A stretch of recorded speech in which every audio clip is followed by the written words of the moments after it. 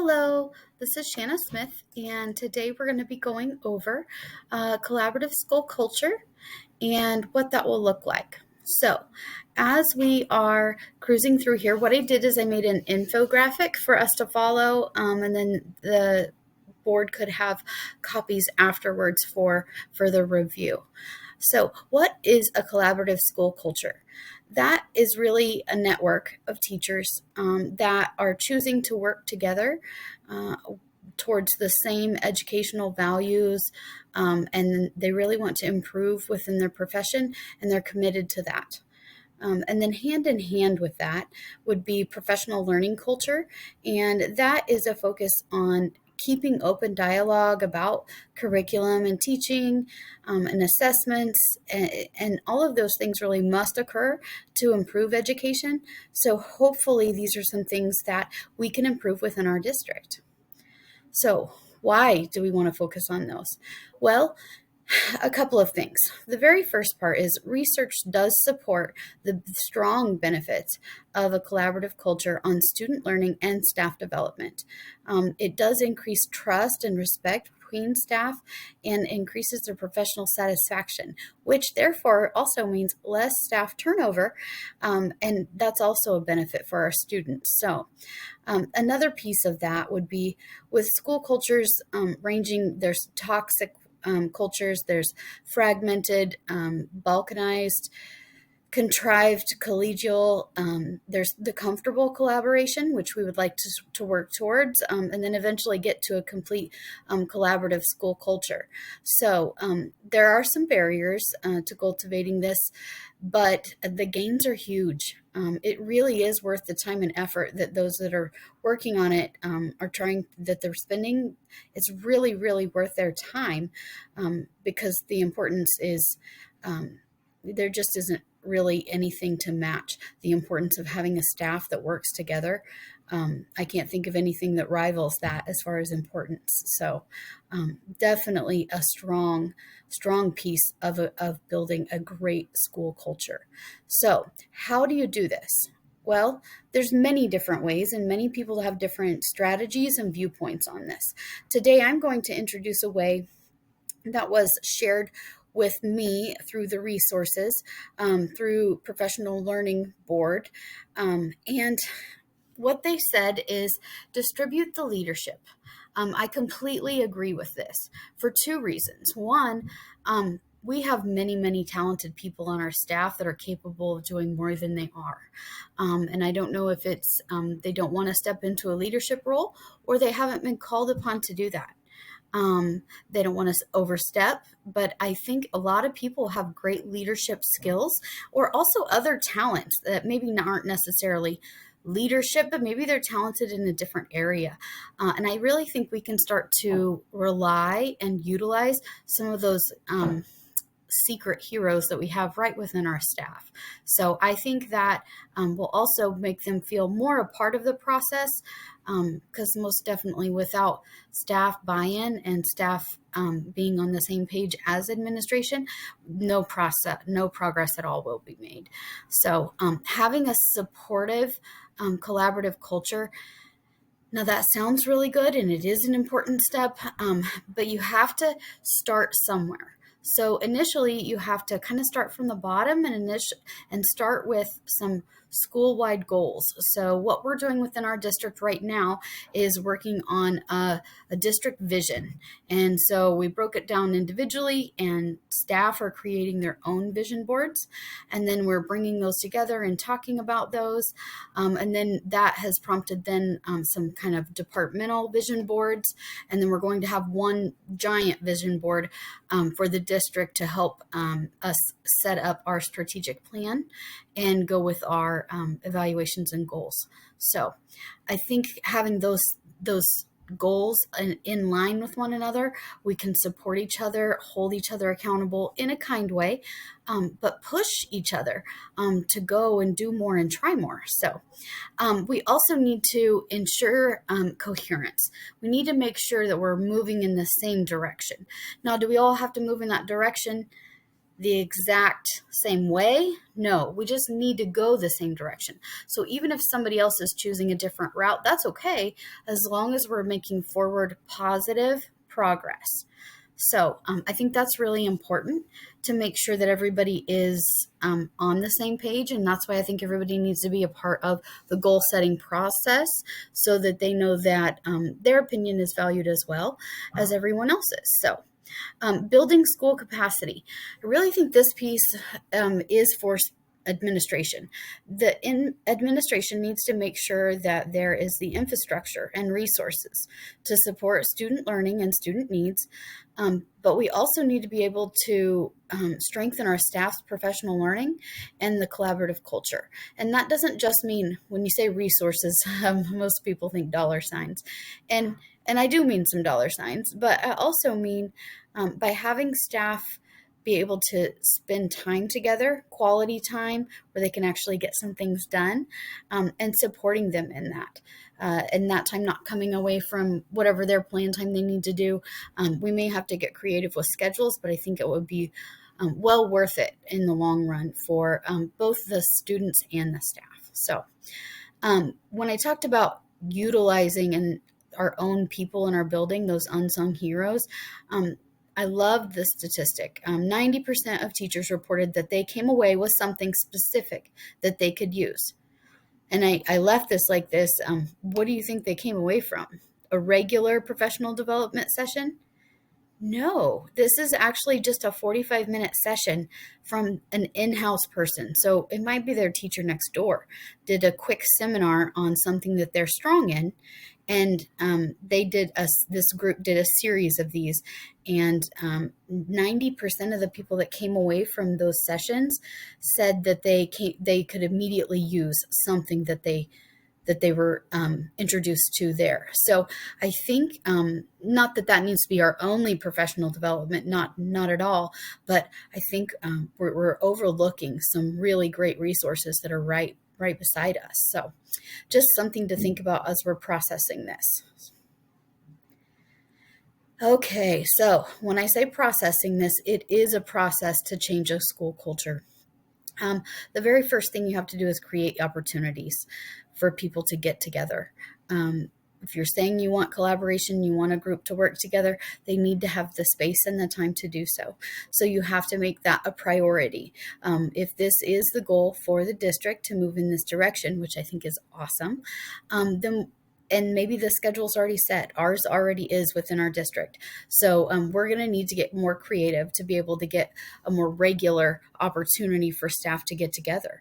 They can set some goals together. They can discuss like achievement gaps or areas that they'd like to focus in, and maybe they can do some cross-curricular instruction.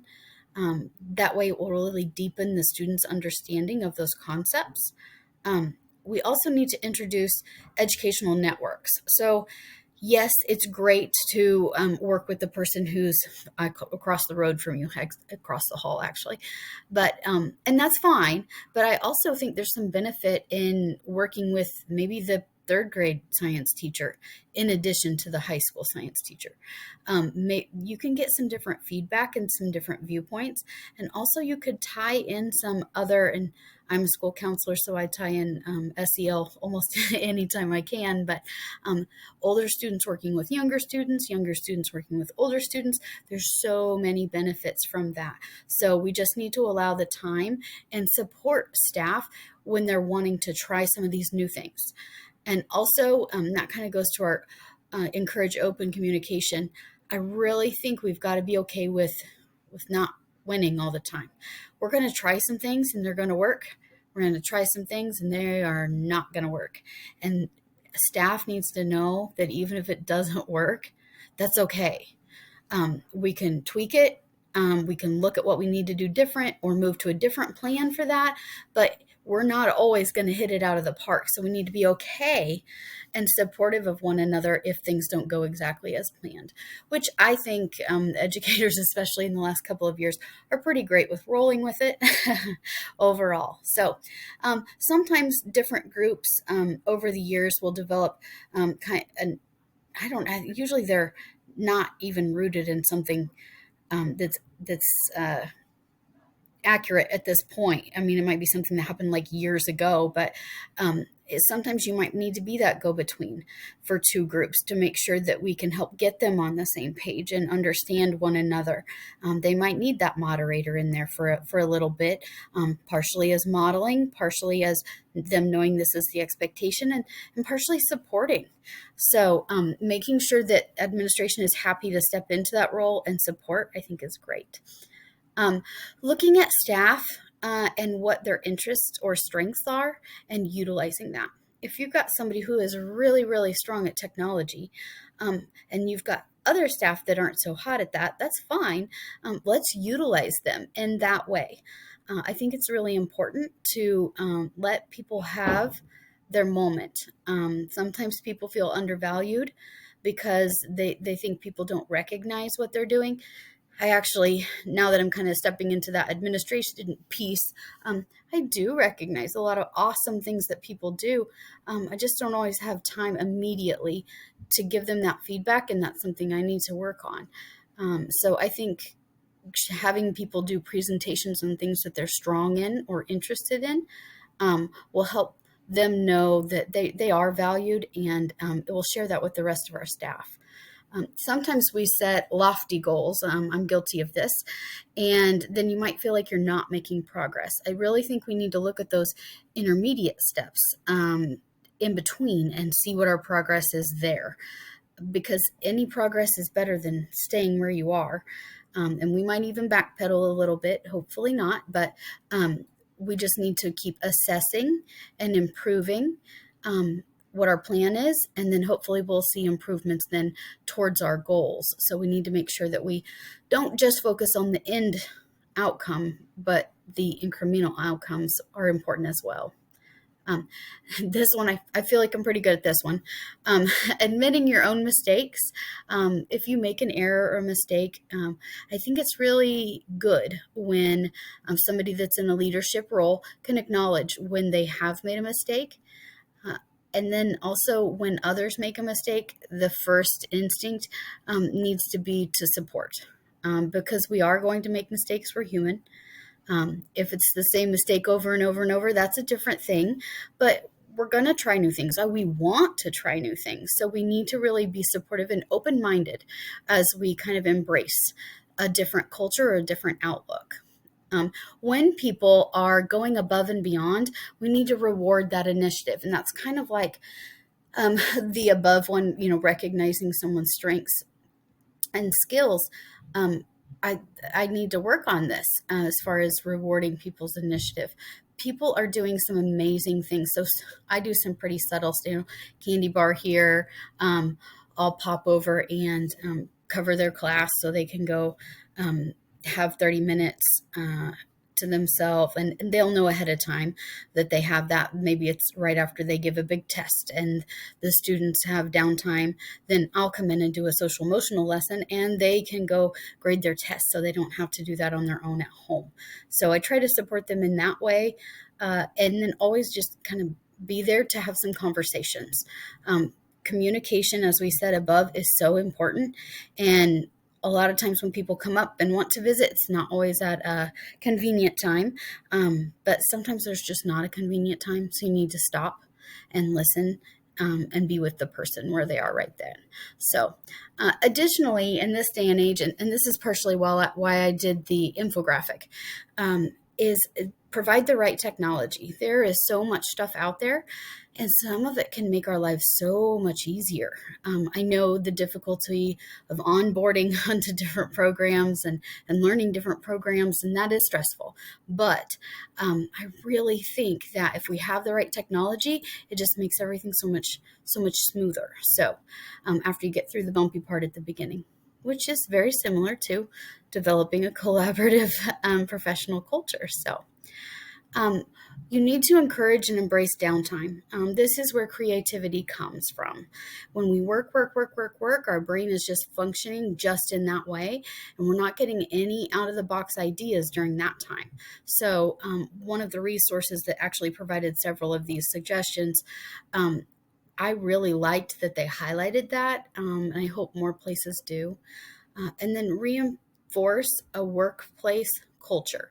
So that's, we need to, like, it's kind of like rewarding, like we talked about above. But if there's something going on, we need to make sure that we're monitoring situations, helping organize things, supporting them, whatever way we can to keep that culture moving in the direction that we're wanting it to go, in that healthy collaborative way. So the next thing is, we need to know when to step aside. Um, some of us really like our content areas, or feel like we're really strong in one thing or another, and I'm certain we are. But we also need to step aside and let other people grow and move in those ways. So we can have more than one person that's great at one thing, and it doesn't have to be done exactly as we had planned. It doesn't have to be done exactly as I would do it, or exactly as you would do it. It's okay to start a new path. So I think we need to think about those things as we're stepping into leadership roles, and we need to be comfortable to also step out of those roles and allow others to grow. So lastly, we're going to look at the standard correlation. I really thought that this assignment tied directly to the standard, because we had to review articles and then synthesize the content and kind of come up with a plan to help reinvigorate a staff. It's difficult to do. I'm living that right now. But I do think in the long run, it's going to be worth it. So relevant, most definitely. In any leadership role, whether it's in education or not. Some of the resources that I looked up that I added weren't educational resources, because other places have been utilizing this format for years. And I'm really glad that education is getting on that. And then I think we need to make sure we recognize our teammates' strengths.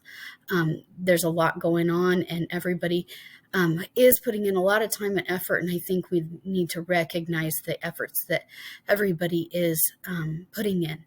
Reflection, like I said, we're currently doing this at my school. It is a challenge. We're trying very hard to get some regular collaborative time. We will get there. It will be fine. But right now it's a little bumpy. Some of us are 110% on board, and others are a little more hesitant because we have new administration. So I'm trying to support the new admin in going in their direction. And it does get you a little tired sometimes, but it really, really is important.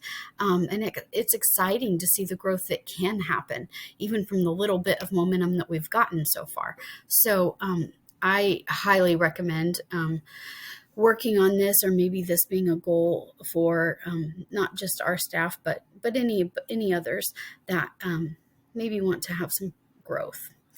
Additionally, here are my references, and thank you very, very much. And here is the infograph. There we go. Well, thank you, and have a great rest of the day.